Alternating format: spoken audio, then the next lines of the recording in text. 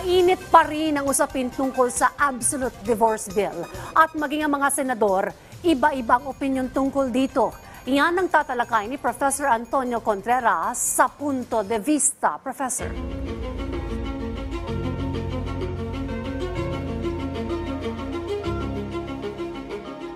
Magandang umaga, Dayan, at welcome back. Alam niyo, kung kayo ay masaya sa inyong buhay, pamilya, masaya kayo sa inyong mga asawa, mababait, inaalagaan kayo, minamahal, ang diborsyo hindi para sa inyo. Kung kayo ay hindi naman binubugbog ng inyong asawa, ang diborsyo ay hindi para sa inyo. Kung hindi nangangaliwa ang inyong asawa at hindi kayo iniwanan para sa ibang babae o sa ibang lalaki, ang diborsyo hindi para sa inyo. Kung hindi kayo pinapabayaan, hindi kayo ginugutom, hindi sugarol ang asawa, walang bisyo hanggang sa puntong kailangan ng mangutang o mabangkya sa utang, pati ari-arian para lamang masunod ang luho, ang diborsyo ay hindi para sa inyo. Unfortunately, hindi lahat ng Pilipino katulad ninyo. Ito ang punto ng divorce. Kaya nga ako gusto kong mag-react doon sa sinabi ni Senator Cynthia Villar na masaya naman daw ang buhay niya, ang kanyang pamilya. Kaya ayaw niya ng divorce. At hindi lamang siya isa dyan, marami pang mga ibang senador na nagsasabing ganyan. Sila ay loyal sa kanilang pamilya, they are family men or women, and therefore divorce.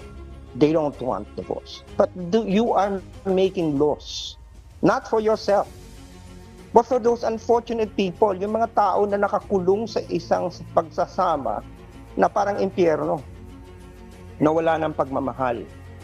Gusto niyong ipreserba ang pamilya. Pero ano ba ang pamilya? Ang pamilya ay isang lugar na dapat masaya ka. Dapat ligtas ka. Dapat pag-uwi mo, pagmamahal ang nadadama mo.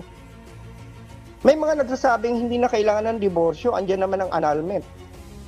Pero bukod sa napakamahal, pero ang sabi nga ng iba, di pamurahin na lang natin ang annulment. Pero dapat naintindihan natin itong hindi pinapaliwanag mismo ng mga senador. Ang annulment, iba ang grounds. Sapagkat sa annulment, sa simula pa lamang, dapat patunayan mong walang kasal na nangyari. Walang legal na kasal. Niloko ka, peke ang pare, peke ang huwes. Pinikot ka. Ibig sabihin yan, from the start, the marriage is already null and void. Iba po ang diborsyo, sapagkat ang diborsyo, doon ay naghihiwalay kayo, nagkaroon ng kasal. Pero kayo ay nagkamali. O kaya ang isa nagbago.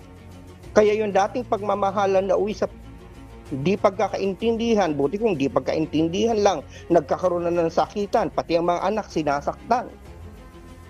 Ang sabi nila, hindi daw remedyo ang divorce dito. Andiyan naman ang legal separation. Pero ang legal separation po, ang isa sa limitasyon yan, hindi na po pwede mag-asawa. Sabi natin, bakit kailan mag-asawa? Bakit natin pipigilan magkaroon ng kaligayahan? Kung kayo po maligaya sa inyong pamilya, then fine. Magpasalamat po tayo. Pero marami pong ibang tao na hindi na po masaya at hindi naman po pwedeng pigilan sila na maging masaya uli, na magkaroon pa ng pangalawang yugto sa kanilang buhay. Na magkaroon sila ng tunay na pamilya, isang pamilya na dapat protekta. Hindi itong pamilyang ito. Sabi nga nila, inviolable daw ang marriage. Sino ba ang unang nag-violate ng marriage? Hindi ba yung mga taong karapat-dapat hiwalayan mo?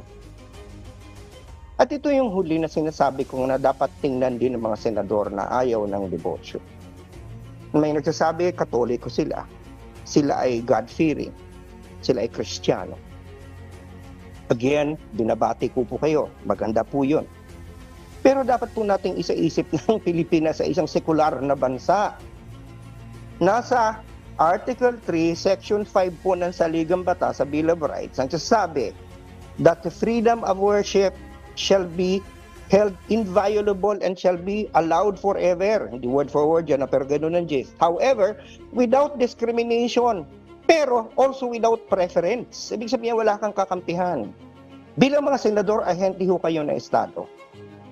Ang mga desisyon nyo dapat ay hindi lamang dahil Kristiyano kayo, sapagkat hindi po lahat ng Pilipino ay may katulad niyong relihiyon at hindi po lahat ng Pilipino may relihiyon. So sana naman maisip ito ng ating mga senador Dahil ang diborsyo, hindi po yan para sa lahat.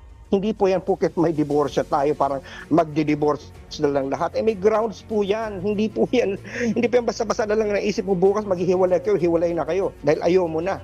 Pagkagising mo sa umaga, ayaw mo na nakikita mong pagmumukha, ayaw mo na. Hindi ganun po ang diborsyo. Malala po yung mga grounds yan. Talagang at may 60-day pang cool-off period, cooling period para magkaintindihan muna yung mag-asawa.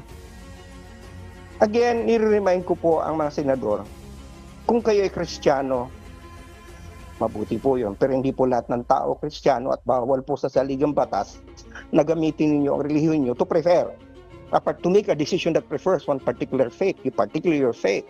Pangalawa, kung masaya kayo sa inyong pamilya, kung kayo po ay family persons, then count it as a blessing. Pero hindi po kayo ang tao lang sa Pilipinas. Yan po inuulit ko. Kung masaya kayo sa inyong pamilya, fine. However, you're legislating for every Filipino, for all Filipinos. And not all Filipinos are like it. So, siya po, yan po ang aking punto de vista ngayong araw na to. Balik sa inyo dyan sa studio, Dayan. Maraming salamat, Professor Contreras.